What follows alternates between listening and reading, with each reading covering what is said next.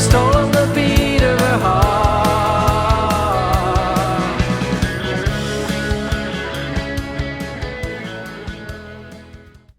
In this Deconstructed video, I take a track-by-track look at my latest song called Shotgun.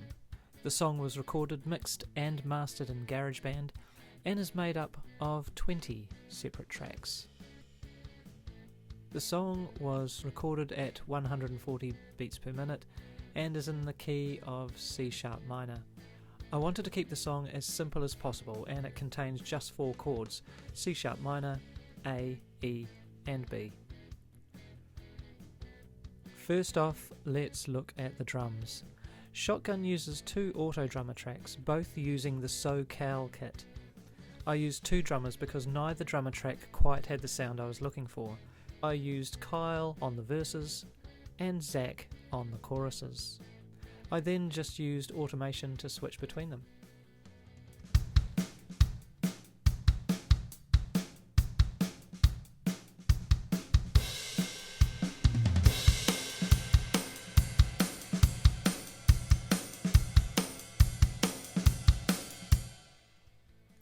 Before inserting the auto drummer, I always play a scratch guitar track to the metronome. This then gives the auto drummer something to design its pattern on. It also helps the auto drummer if you map out your song using an arrangement track. That way you can define verse sections, chorus, bridge, instrumental, etc. Once the drums were in place, the next stage was to add the rhythm guitar tracks. The guitar I used for all the guitar parts in this song is my Fender Squier Telecaster, played directly into a Behringer UMC 204 interface, and I just used a standard GarageBand amp sim. The first rhythm guitar track uses the Stadium Spread amp setting. I removed the reverb and adjusted the gain down so that it has a slightly cleaner signal. As far as plugins go, I used mostly stock standard plugins that are found within GarageBand. The only one I use currently that is outside of GarageBand is a paid app called True Iron. It's by a company called Kazrog, and it's a transistor emulator, which I apply to most of my tracks. The pedal board I used for this guitar doesn't actually contain any pedals that are actually switched on, so I kept the signal really just going into the amp sim. The amp itself is a British combo amp using a 2x12 cabinet and mic'd up with a ribbon mic. I used a push-pull guitar EQ and an electric guitar preset for the compressor. The stereo delay that's on there is the one that came as part of the preset for the Stadium Spread. Here's how it sounds.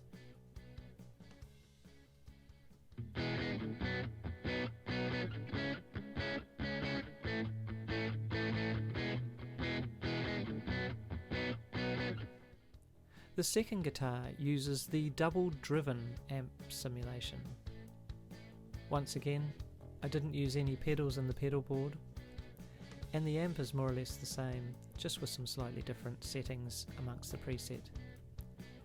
Same again for the EQ, the push-pull guitar. I also use an EQ that just takes a notch out of the 200 and the 400 kilohertz. Just drops them by about 3 decibels. These can sometimes be troubling frequencies within a mix, so I usually take a wee notch out to cut them away, and hopefully you end up with a slightly cleaner mix. Here's how this one sounds.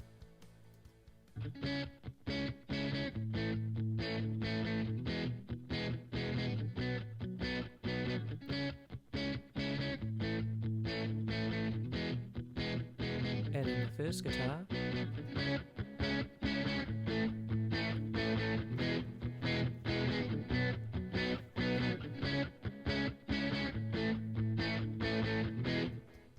Both guitars are panned left and right respectively, and I tried to play each track as closely as I could. The doubled guitar adds a little bit more thickness to the sound. Looking at the bass guitar track next, And given the crunch sound of the rhythm guitars, I deliberately kept the sound really clean. I use a relatively cheap Chinese-made Manix bass guitar, which I played directly into the Behringer interface. The plugins I used on the bass guitar are once again True Iron. The amp setting that I use is just a clean preset using a direct inbox. A clean bass preset for EQ, the 200 and 400k notches, and a clean bass preset for the compressor. Here's how it sounds.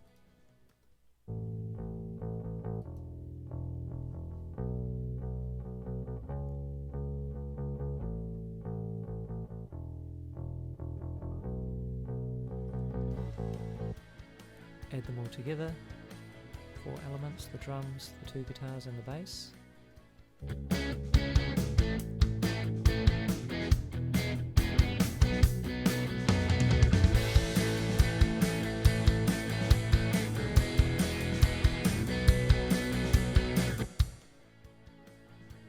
There are 2 synth tracks in the song. One is a simple pad playing the chords and sounds like this. This is the dynamic swell setting.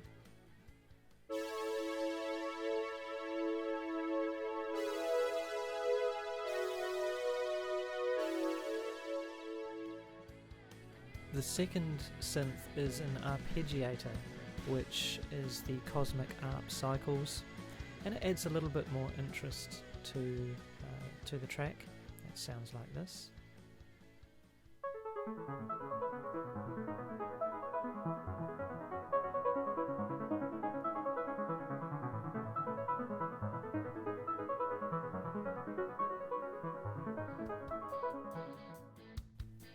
Here's both of the synths together.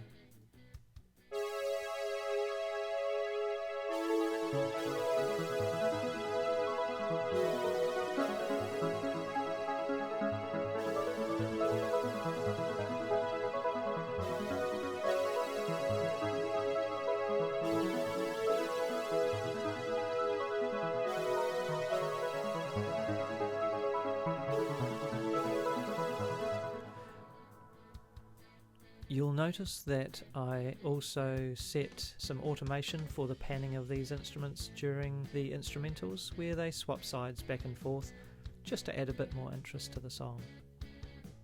When it came to my lead vocal track, I recorded about 10 takes. Then I took all the best bits from those takes and compiled them into a master lead vocal track. Effects wise, I used a little bit of tape delay, about 10% on the vocal track.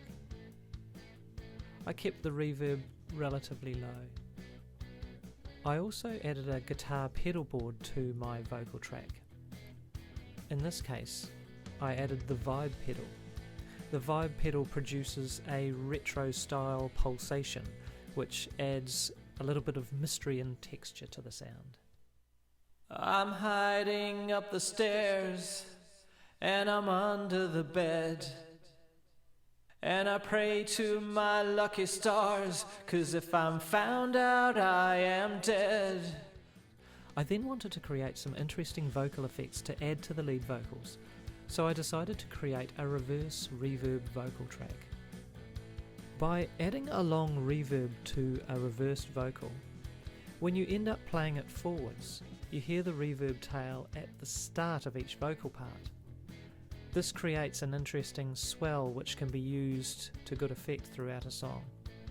In this case, I used automation to bring in the reverb as a lead-in to some of the verse vocal lines, and again I used it in the outro. I cut it completely in the chorus because you can have too much of a good thing.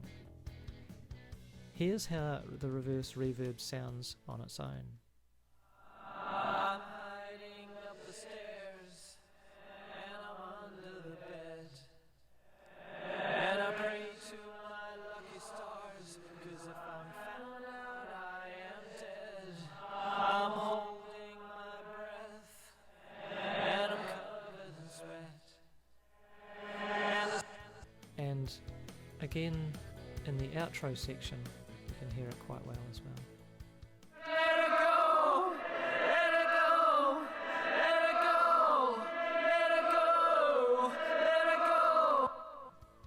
When you combine the reverse reverb with the lead vocal track, here's how the effect sounds. I'm hiding up the stairs, and I'm under the bed, and I pray to my lucky stars, 'cause if I'm found out I am dead.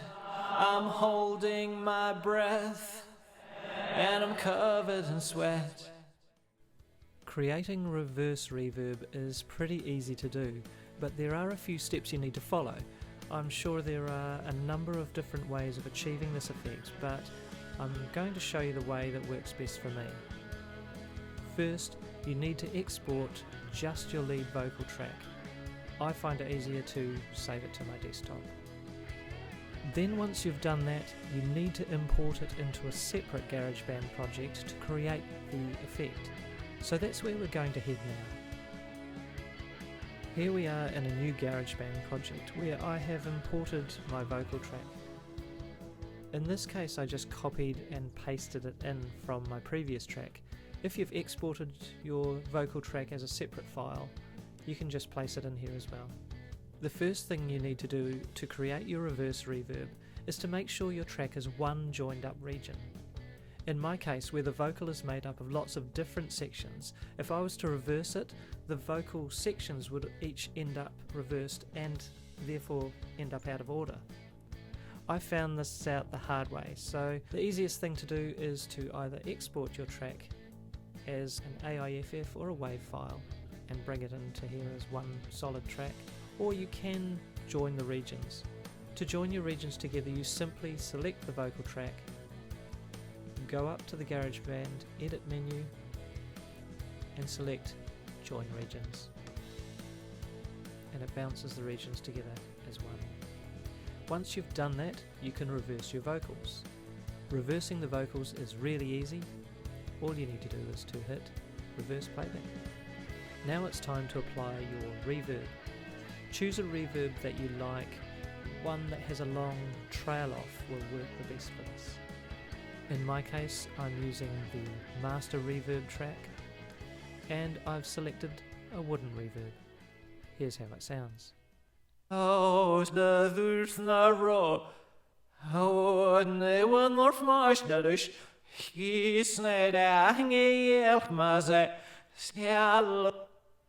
Once you've applied your reverb, export your track again and return to your original GarageBand project.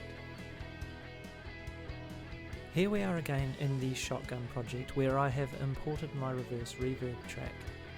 Of course the vocals are in reverse, so we now need to reverse the track so that they are back to normal, and then make sure that you line them up with your lead vocal. Another vocal technique that I use to underpin the lead vocal is a low vocal track, which I sang the same as the melody, only an octave lower. Once again, I only use this in the verses. And she's lying in her bed, she's pretending to sleep, and a shadow blocks the light as I'm playing hide and seek. Should I jump from the window or run through the door?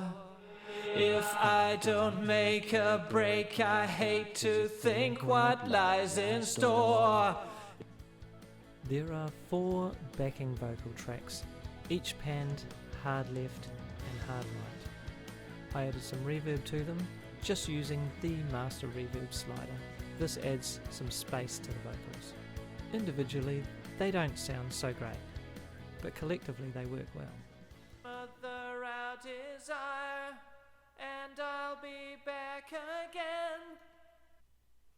Mother, our desire, and I'll be back again.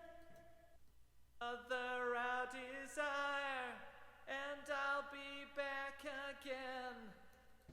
Mother, our desire, and I'll be back again. And here are all 4 tracks combined. smother our desire, and I'll be back again. Add in the master vocal, the reverse reverb, and the octave vocal.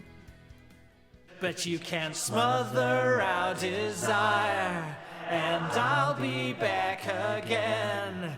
I will save you, my love. I won't break my promise to you that we made on stars above. As you can see, I sang the harmony parts for the entire song, but I didn't apply them to the whole song. I use automation to bring them in and out at certain points. I like to let a song build so that there are no backing vocals in the first verse and first chorus, just a touch in the second verse and second chorus, and then building throughout the rest of the song. The lead guitars were both fun and challenging to do. There are 4 tracks altogether, played in pairs. Once again, I tried to double my lead guitar tracks to add a bit of thickness. I played my Fender Telecaster on all the lead tracks and used the Stadium Spread amp setting for all of them. Panned left is the main lead melody part.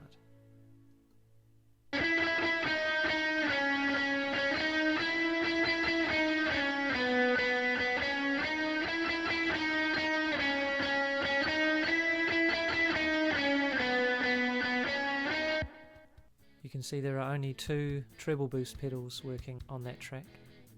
Pan to the right is the harmony guitar part.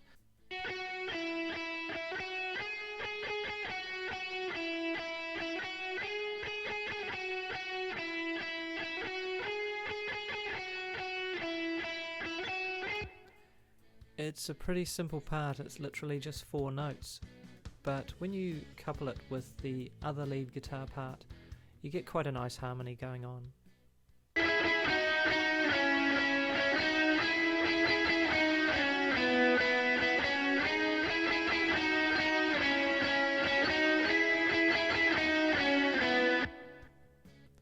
I also automated some panning between so that they swap sides partway through.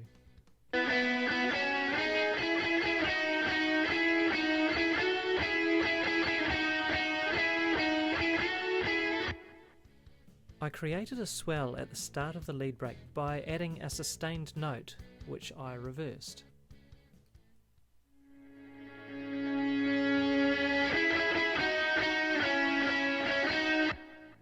The whole effect heard in the mix. Because I've stolen the beat of her heart.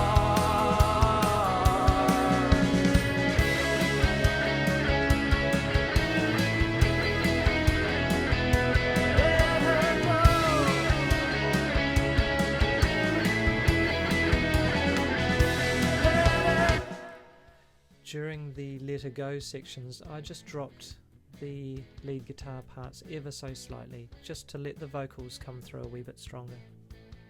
In the outro section, the guitars do something slightly different again. One pair just play 2 notes throughout.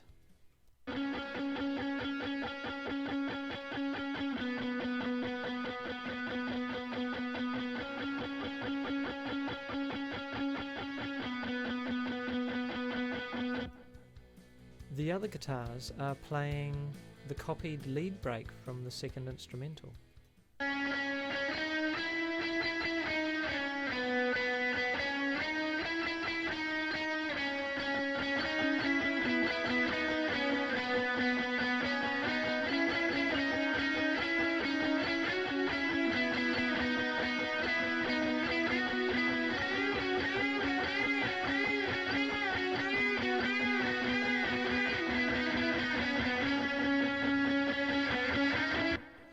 This final lead break section in the last outro part was a bit of a happy accident.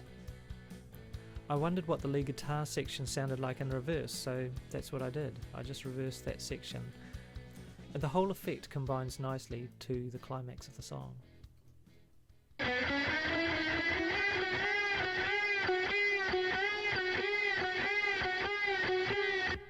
Here's the whole thing in the mix.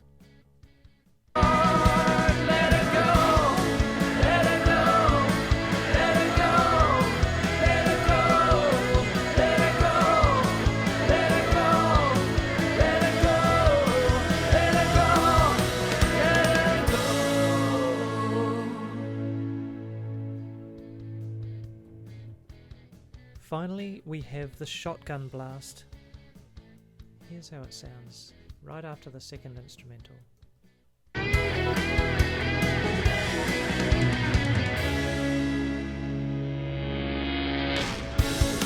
Is that a shotgun in his hand?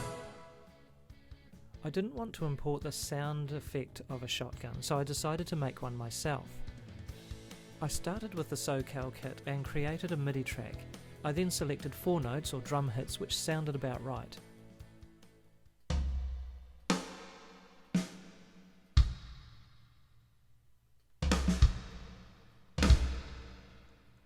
I then added a guitar pedal board to the track. This contains a treble boost, a distortion pedal, graphic equalizer, and a phaser pedal.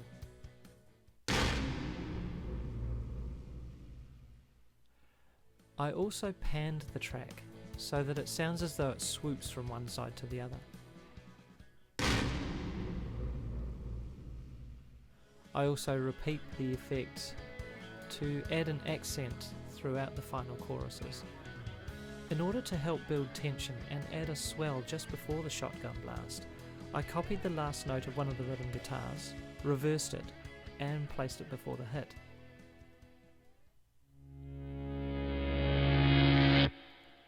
This one also has a few guitar pedals involved, a treble boost, a compressor, a distortion pedal, and a whammy pedal tuned down to 1 octave lower. Here's without the pedal board, and here's with the pedal board.